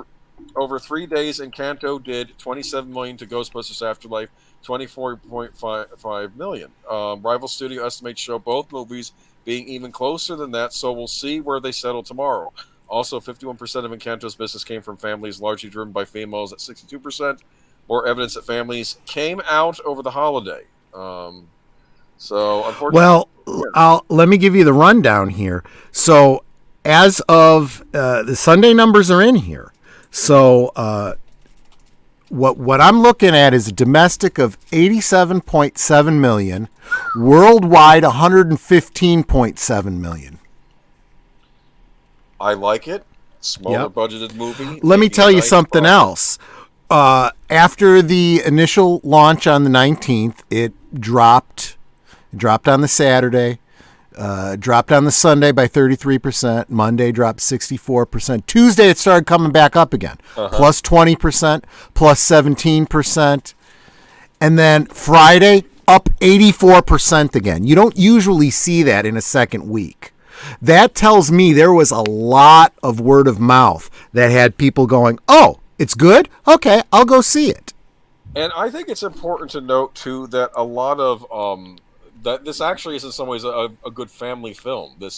Kids like this movie. Did you know that? Yes, absolutely. And I think it's cool that a new generation can get introduced to Ghostbusters and kind of, make it their own. They have their own new characters in with the old ones. You could argue that it was a bit scary and intense for the youngest in the family, but then you could say the same thing about the original Ghostbusters. And I would argue that this is less intense than the original Ghostbusters in that regard. Yeah. But it had the same feel, though, I thought. Except different location, though. They did switch up the location a bit, because now we're out in the what is it? Where did it take place? Montana? Something like that. Yeah, out west, in a rural area. Beautiful country, though. It was actually filmed in Canada, but... Of course. But... I have to say, let me just see, though. Unfortunately, it stands to be argued with Encanto launching over the Thanksgiving frame. General moviegoers might have felt it was Disney Pixar's Coco all over again from the marketing, which is the prime reason why we're seeing one of the lowest openings of recent years. What marketing? That's the problem. I didn't even hear about this movie. In fact, I loved what Mexican Iron Man Mikey said about it. He said his whole family hadn't even heard about it until they went to see Ghostbusters and saw a promo for it. They're like, I didn't even know that movie existed. Disney. Yeah, you want people to see it. You kind of got to let them know. Yeah, let them know, and maybe they'll come. They were probably confusing it with Coco, but that was a Pixar movie. This is a Disney animated feature. To be fair, Paulie said he saw it and liked it, so I don't know. It might be good. I'm sure it was very good, but if your marketing department doesn't do crap with it, what do you expect? That's not the audience disliking it. That's the audience not being aware of it. The first part of the movie actually reminded me more of Goonies. The interesting thing about this Ghostbusters movie, it reminds you of kind of a lot of different 80s movies, if you think about it, but it's taking place now. You know what I'm saying? Yeah. Like, there are a lot of movies in the 80s like that focused on young people. Maybe we can get back to doing that. Absolutely. And it does have that kind of a Goonies. And that is, again, a brilliant way to build a franchise, right? Because you're not just doing it for the, 40, 50-year-old audience. You want to bring the kids in because they're the ones that'll buy the toys. They're the ones that'll play with the toys and want to see the next movie and then see another revival in another 30 years. What I find very interesting, though, is that this thing pops up on the screen. It says Ghost Core. Now, I didn't see 2016. I hope that didn't pop up on there. But I'm wondering, could you maybe do...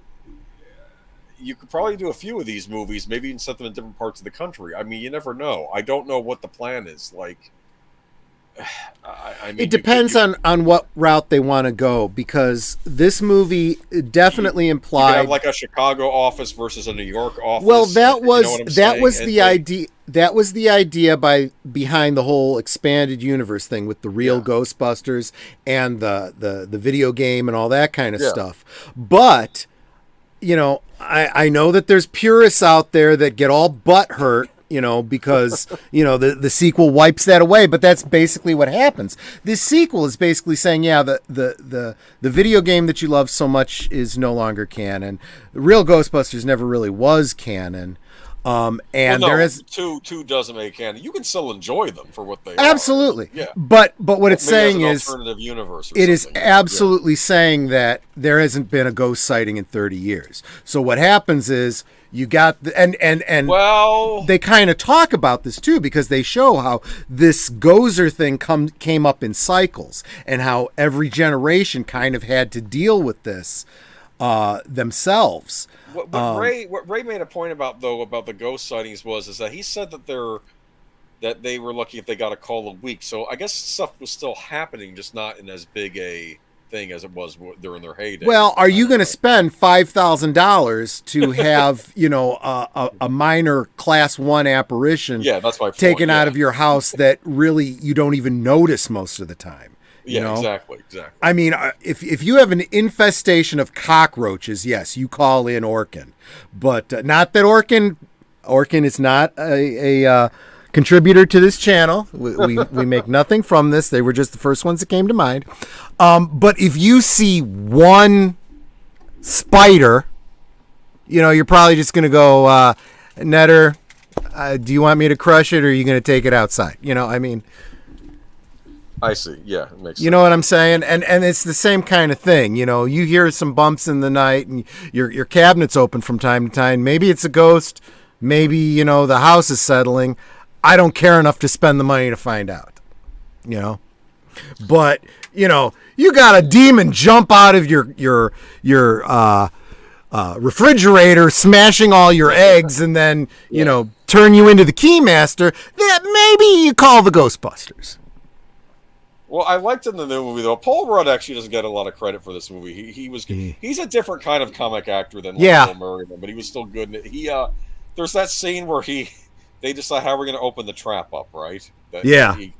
And they open it up, and of course there's still a thing in it, right? Still a ghost in it, and they open it up, and it's this horrible demon-looking thing, and it destroys destroys all the cars in the parking lot. All the windows get disintegrated because of the noise, right?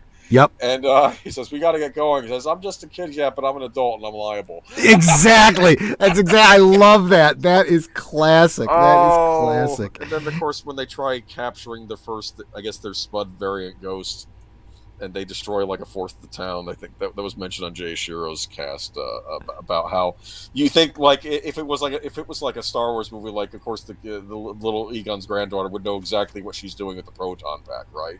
Right.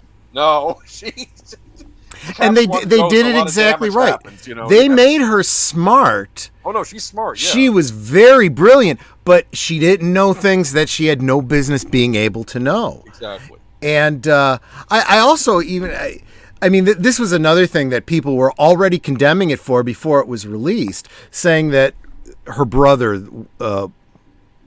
Ravencroft or whatever his name is, the one from Stranger Things. Oh, it's going to be just like Stranger Things. He didn't have that big a role in the movie. He was not the main character. No. He's not dumb. He's smart in his own right, though. He's good with the car, remember? He was repairing yeah. Oh, absolutely. And boy, I mean, even the mom, they kind of went for that whole 80s trope of she's all involved in her adult stuff and, isn't buying any of the stuff from the kids. But by the end of it, after she becomes the keymaster, right? And it's like, or no, she's the gatekeeper, right? Gatekeeper, we got to have our of course. phallic symbols on the right side of the Yes, door. yes. She's like, when they get her back and they're telling her what happened and this and that, she's like, what? You don't have your driver's license? Just, Ma, this isn't the biggest problem right now. We're trying to save the world. Oh, okay, I'm in. And then she comes around and she's, I kind of now am looking forward to seeing what role those adults are going to have going forward. In a way, they were almost like the Janine and Tully from, the original movie, right? There's a lot you can do with it. You can still have the old characters show up too.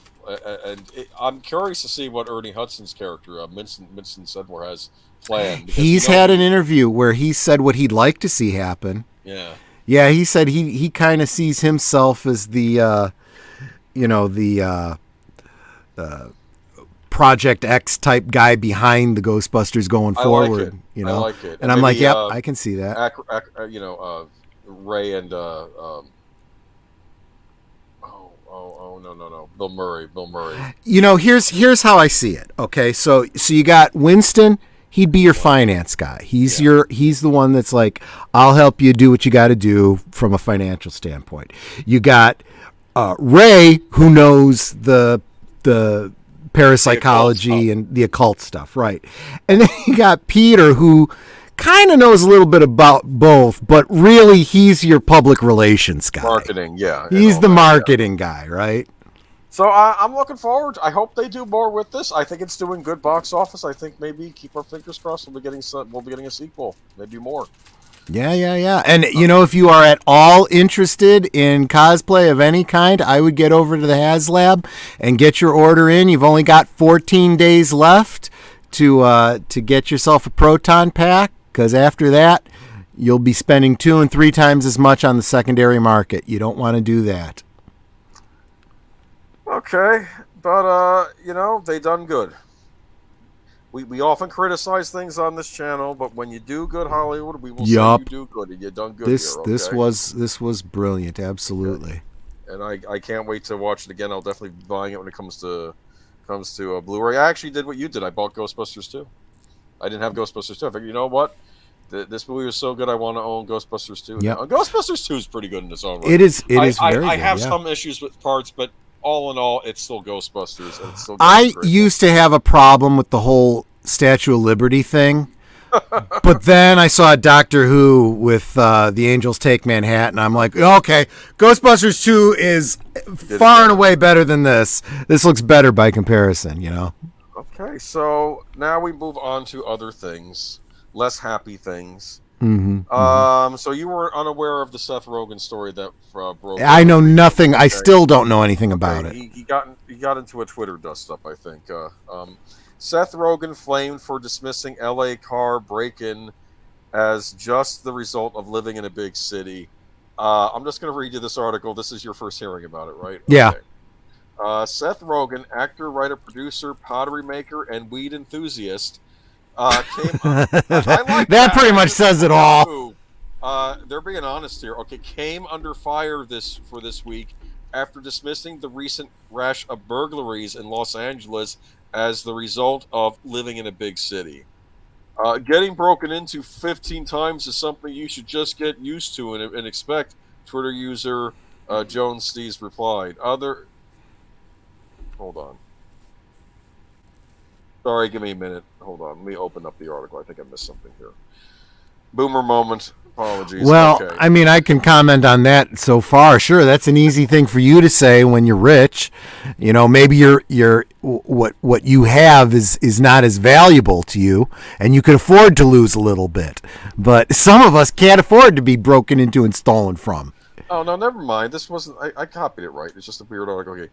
Others called out the Canadian-born actor's privilege for being able to absorb potential losses from crime. Thank you. when people talk about celebrities being disconnected from reality of normal people, this is what they're talking about at Seth Rogen. I get it. You're trying to be Mr. Nice Guy, but you're really being Mr. Snooty Pants. Yeah. Another person posted. The online, okay, here we go. This is how it started. The online firestorm erupted after Rogen responded to YouTuber Casey Neistat complaining about a break-in of his car. Canadian-born Rogen responded with defense for the City of Angels. So our cars get robbed this morning because Los Angeles is a crime-riddled third world shithole of the city. But tremendous appreciation and gratitude to the hardworking officers at the LAPD who not only arrested the mother effer, but also they got all of our stolen goods back, Nestat wrote. And Seth Rogen responds back, dude, I lived here for 20 years. You're nuts, haha. It's lovely here, he tweeted back. Don't leave anything valuable in it. It's called living in a big city. Well, and that's why most people are moving out of the big cities. And they're moving out of states that have this kind of attitude, this defund the police bullshit. Well, here we go. It gets worse. While Rogen's first comments were met with mixed reactions from people who agreed about the big city risks, others who blasted Los Angeles crime rate, his second response to Neistat, who'd written back, I can still be mad though, right? Feel so violated, as one would if your house is broken into, your car is broken into. That's a normal reaction, don't you think? One would think, yeah. Okay. You can be mad, but I guess I don't personally view my car as an extension of myself, and I've never really felt violated any of the 15 or so times my car was broken into, Rogen tweeted back. Once a guy accidentally left a cool knife in my car, so if it keeps happening, you might get a little treat. Yeah, that's about as tone deaf as the prosecutor in the Rittenhouse case. Sometimes you just got to take a beating. Yeah, that probably falls real well on domestic abuse victims. I'm sure they hear that and say, yeah, that's what my husband always used to say. I got to just take a beating once in a while. If you take a beating, sometimes you don't get back up again. Sometimes you get beaten to death. That's been known to happen. Okay. Well, it's real easy when you're not the one who's been through it. It's just fucking tone deaf. Oh, yeah. But while the reactions to Rogen were again mixed, more seemed to be left puzzled by the actor's opinion. Defending the quality of life in your city by referencing the 15 times your car was broken into and possibly that you may get a free weapon left by a criminal is not the defense you think it is. Nobody soaks up lawlessness, not celebrities like Seth Rogen or anyone. Okay, must be nice to have this kind of privilege. So people are now calling it privilege now. And it's interesting, this knife, that could have been used in a crime. Did he turn that over to the police? Right? Yep, exactly right. I don't. It's. I don't understand Seth Rogen. I don't understand why he has a career in Hollywood or a career anywhere. I don't get it. Because at one time he made some funny movies and he's a clown and he lets his pot smoking bullshit define him, and there's a lowest common denominator that likes those kinds of movies and stuff. But what was the last movie he did that was actually good that they keep made putting money? Him on stuff though. Apparently he's producing the next Teenage Mutant Ninja Turtles movie. He's the voice of Donkey Kong in the upcoming Super Mario Brothers movie. I have no idea why. The Japanese don't like drug users. I can almost guarantee you that those projects, if he's got any serious control over it, it's gonna suck. I mean, look at the Green Hornet film that he did. The guy has no clue. Terrible. He has no clue. I wanted to like that movie when it came out, and it's just, this is awful. This is so bad. No, he's as bad as Kevin Smith. They can all go fuck themselves. Well, this was years ago before even the SJWs have happened, and I thought, before I even knew of it. And I was like, okay, odd choice for Green Hornet, but maybe it could be inspired, right? And no, it wasn't. Okay, yeah. But because I like the idea of the Green Hornet being a superhero that masquerades as a villain, right? Isn't that what it is? The whole point of the Green Hornet. Like, didn't they do a crossover on the old Adam West Batman show and the Green Hornet show, and they had? Oh yeah, absolutely, that was good stuff. Villain, right? He thought he was a super villain, like the Joker and stuff like that. Because I think he pretends to be the villain to getting close to the villains to take them down. Right? Is that what happens? But yeah, I don't understand. Spielberg's putting him in the Spielberg biopic that's coming out. I don't know why he keeps getting given second chances. Knock it off. Get a publicist at least. Someone take you over your Twitter. You sound like an idiot. Well, apparently these people are just so rich they can afford to lose half their audience and still. Well, here's the thing though. I don't know who his audience is at this point, but again though, you're happy your car got broken into 15 times. Most people, their car gets broken into once or twice. They could be in debt over that. This is does insurance cover everything? This is. Even if you have good insurance, it'll cover you the first time. It'll cover you the second time. Third time, they drop you. Yeah. It's ridiculous. And now you have no insurance. Congratulations. Yeah, I know. Green Hornet was not good. So anything, there is nothing. There's no one more insufferable than a limousine liberal. It's funny. Once in a blue moon, I'll see what Bill Maher's been up to, and of course I don't agree with him on a ton of issues. But he was making a point to the Democrats, saying, "A year from now, you're going to be licking your wounds after the defeat in the midterms. So maybe you should think about changing your messaging now," because he's saying nobody likes a snob, and that's how a lot of these people are coming off. Some guy who's upset about his car being broken into, you leave him alone, or you at least offer, or maybe even offer some, condolences on what happened to him, because that shouldn't happen to anybody. They shouldn't get their car broken into, right? Yeah. Are we there yet? I mean, I don't know. I don't know where his head is. I don't know. I'm surprised someone didn't say, "Hey, rich dumbass celebrity. If that's how you feel, why don't you pay for what the guy lost? Yeah. Go around and start paying out everyone who loses something when it gets stolen in L.A. from now on." I just don't get what I don't know. I don't get it. And I mean, from a certain point of view, my takeaway from that is, so you're saying that LA is a shithole and we should get out of here if we're not rich like you who can afford, a gated community and hired security. Everybody's getting out of LA. They are. They're getting out of California, period. The film industry is getting out of LA. I have heard a lot of movie companies are setting up new studios in Texas.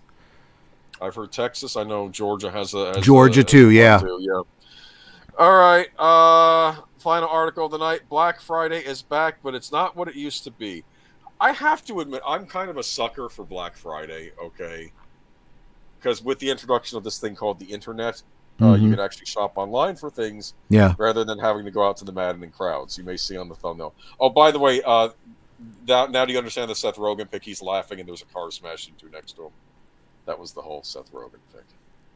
Yeah, the thumbnail. Never mind. Okay, it's not funny. Yeah. Anyway, okay, Black Friday is back, but it's not what it used to be. Now, you yourself have never really partaken in Black Friday, right? You're not into... Not really, yeah. 6 a.m. and because I've always been like whatever their discount is just not worth crowds, because I never liked crowds, Here we go. This is from the Associated Press. On this year's Black Friday, things almost seem normal. Malls and stores report decent-sized crowd, if not floods of people that used to fight over the latest toys and electronics. Online shopping is much too common for that now, and discounts are both more subdued and spread out over weeks leading up to Christmas on both websites and in stores. Out-of-stock items due to supply chain crunches, higher prices for gas and food, and labor shortages that make it more difficult to respond to customers are also causing frustrations for shoppers. Christian McDonald, the first person in line of about 75 people waiting for a Costa Mesa, California Target store to open, came away empty-handed. "I came here because I figured since it was Black Friday they'd have the new Switch OLED model in stock, but they didn't," said McDonald, who waited an hour and a half to get in for the sought-after Nintendo video game console, "so I'm just going to go home, I guess." Let's see. It goes on to say, while Black Friday has a strong hold on Americans' imaginations as a day of crazed shopping, it has lost stature over the last decade as stores opened on Thanksgiving and shopping shifted to Amazon and other online retailers. Stores diluted the day's importance further by advertising Black Friday sales on more and more days.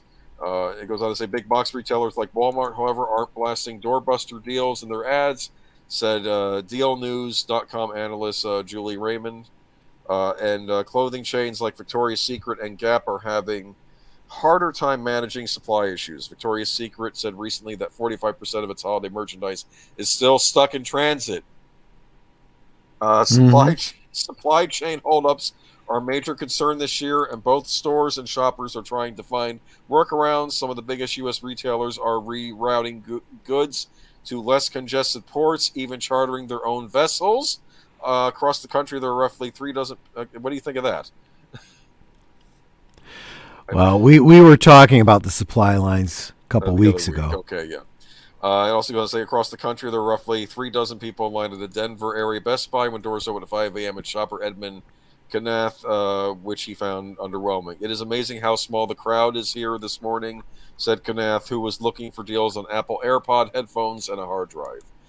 Retail workers are worried that their safety of frustrated shoppers and thin staffing, said Stuart Appleton, president of Retail Wholesale and Department Store Union, who said stores should provide security and training on how to handle irate shoppers. Can you imagine that? Working retail and having to... Have they gotten worse? I guess they've gotten worse since... Okay. Yeah, I mean, I'm sure that the stress of not being able to find things on a regular day is high enough. So yeah, I would imagine things might just be a little bit worse. I think tensions are high, and let's face it, the coarsening of our society is been ramped up to 11 now. So yeah, I would say yes. I'll read a little more. One employee at the Zara and Fashion Center who declined to give his name said the store seemed understaffed and he had been stressed all morning. This is the craziest I've seen things in a long time, he said. Shoppers are expected to pay an average between 5% to 17% more for toys, clothing, appliances, TVs, and other purchases on Black Friday this year compared with last year, according to Aurelian Duhoy, senior sector advisor at Allen's research, with the biggest price increase on TVs. That's because whatever discounts available will be applied to the goods that already cost more. Anil Pawlowski, who was looking for shoes and coats Friday at Macy's in Manhattan, plans to spend $1,000 on holiday shopping similar to the years past, even though she's concerned about gas, food, and other costs rising. Everything is expensive, she said. So it looks like another problem is that the big discounts you got in the past aren't there anymore because everything's gotten more expensive anyway. Yep. So maybe what a Black Friday deal now might be a retail price a year ago. Or yeah, and you thought you had a problem finding your PS whatever it was, PS5. 5 or whatever. Well, yeah.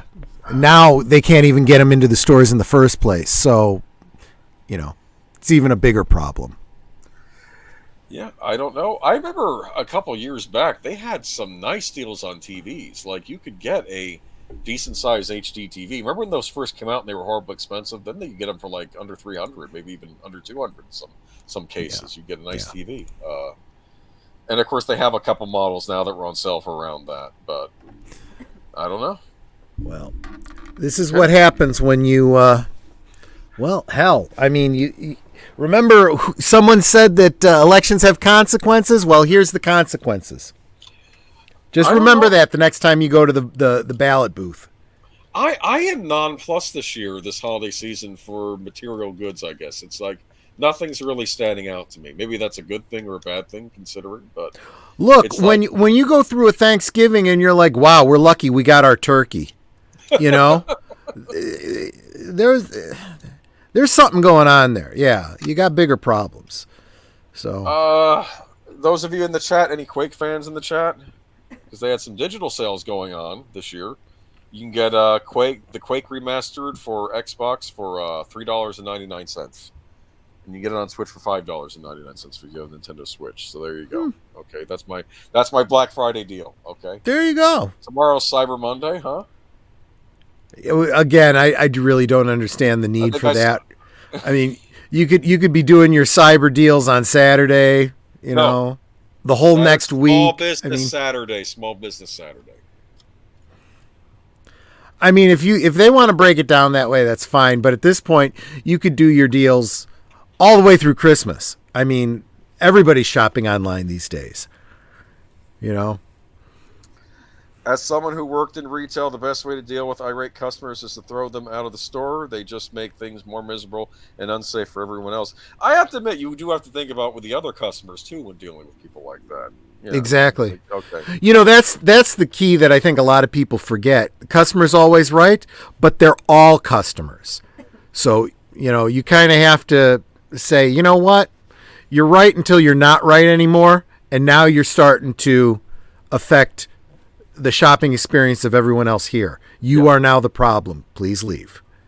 This is like that guy at Disney we talked about a year ago who spat on the person who worked there. Remember that? Yeah, as soon as you assault somebody, I'm sorry, you've now broken the law. But yeah, kind of nonplussed though, huh? I don't know. It's not feel. This holiday season feels weird this year, and oddly enough, it didn't feel that weird last year, even with all the other shenanigans going on. But everything feels off now. But maybe it's me. You can get by one holiday through a crisis. When it's a full year later and you're still in crisis mode, it's no longer a crisis. Now it's a leadership problem. Mm-hmm. Oh, I agree there. And all I can say is, America, you chose poorly. That's that line from Last Crusade. Yep.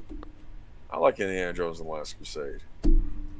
I don't want another Indiana Jones movie. I don't want an Indiana Jones that's a woman now and erases Harrison make your Ford. Indiana Jones movie. Right? Kennedy exactly okay. Right. There you go. Okay. All I can say on the Lucasfilm Kathleen Kennedy front is, where is Kathy?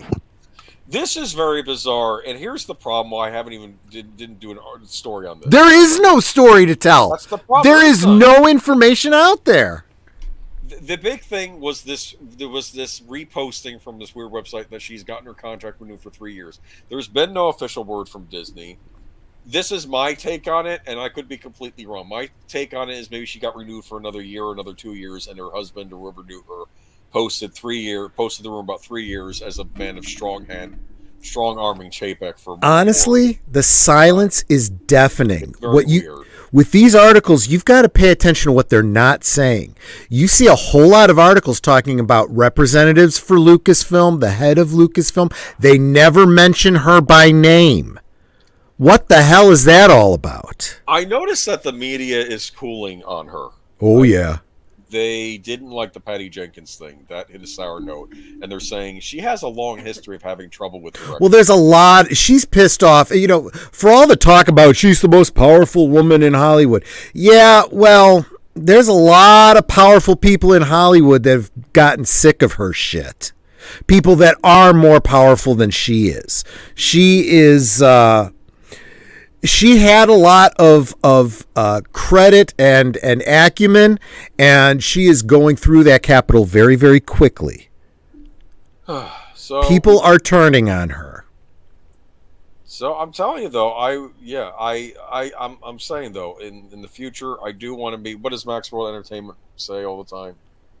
What's this? You know, he always says, instead of bashing things you hate, support the things you love. I understand that. I'm going to do both, but I want to prioritize the things I love, and I agree with you. Stuff like Ghostbusters, okay. Yeah. And there's a Back to the Future Lego set if you're into Lego coming out next year. I talked about that last week. It's a DeLorean for adults, okay. Yeah. Lego sets for adults. There's one for adults. So. Do you collect Legos? To me, a Lego DeLorean for adults is a remanufactured DeLorean. I'm just saying, you know. Yeah, have you ever seen a DeLorean up close? I haven't, but Nanette has. Yeah, she used to own one. There's a car museum around where I am. They have a DeLorean, and with all the other cars, they have a DeLorean, and I'm just fascinated. I know Michael from Retro Blasting has one. Oh man, I don't. It's something else. I'll say that. Okay. Oh yeah. But no, I'm not actually joking about that. If you are a collector and you want a DeLorean, you can get a brand new remanufactured DeLorean that's in better condition than the originals, because there is a company that makes remanufactured parts, every single part for the original DeLorean. You can buy one. Yes. It's going to be costly, but you can do it. I'll have to talk to Daniel Herron about that's his next project. He needs to build himself a DeLorean. That's what I heard. I think that's why they ceased the manufacturing, right? Horribly uncomfortable car to sit in, storage and all. I think that's the big joke, that he made a flying DeLorean, or he made the time machine a DeLorean. Well, and that was the joke that I think went over a lot of people's heads, because a lot of people at the time didn't even know what a DeLorean was. So when Marty says, "You made a time machine out of a DeLorean?" It's like, of all the cars you were going to build it into, you picked a DeLorean, But it is iconic. And this is why I say you can get them made better. As Nanette pointed out, a large stock of the original DeLoreans, when they were unloaded on the docks on the West Coast, they sat on the docks for a long time. And that salt air completely destroyed the electronic systems. Well, you can have those electronic systems completely replaced now.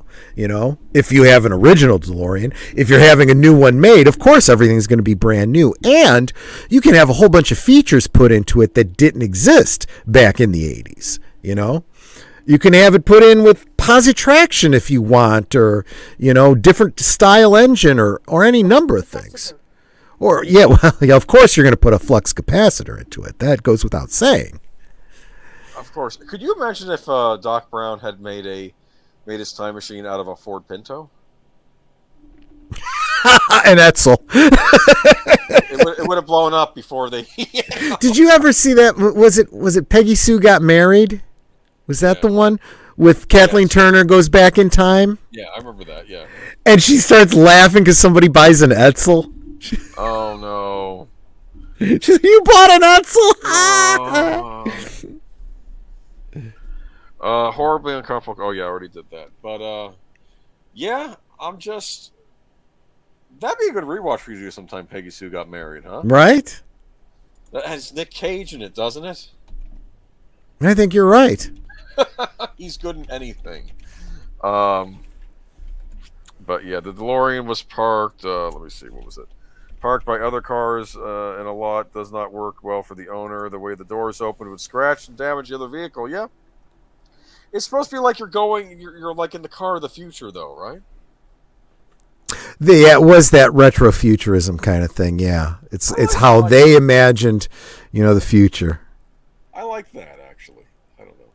I watch a lot of old science fiction shows, and you see retrofuturism on those. Yeah. Here we are in the future, and it's not quite what we were expecting. But we have the metaverse coming, so that'll change everything. Right. You're gonna put those goggles on. You can see people with their fake avatar faces on as you walk around the real world. You looking forward to that? Augmented reality. Well, it's got to be better than real reality, I guess. No, I don't trust Zuckerberg with anything. But okay. But I think that about wraps it up. What do you got going on this week? I'm trying to get some videos out. I just dropped another toy video. I've got a couple more toy videos that I'm working on. Like I said, I'm going to be getting my Ghostbusters reaction video out, and I just have to record it and edit it. Did you and Annette go in uniform and everything? No. I just didn't feel up to it. No, I told Nanette, I'm like, I want, and I even said, I'm like, I know this is going to be an emotional film. I don't know if this is good or bad for me right now.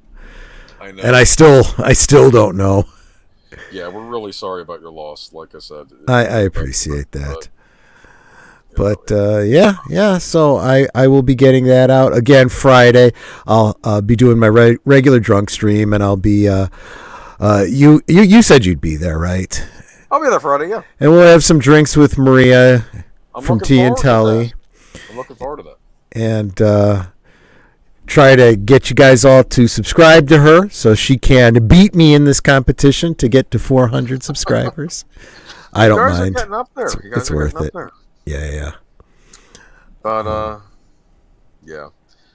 I'm trying to think what else though. What else is going on? Oh, and I have a stream Wednesday with Birdman. We're going to be What you doing guys doing? First Blood, the first Rambo movie. Oh, good movie. Good movie. Yeah. Yeah.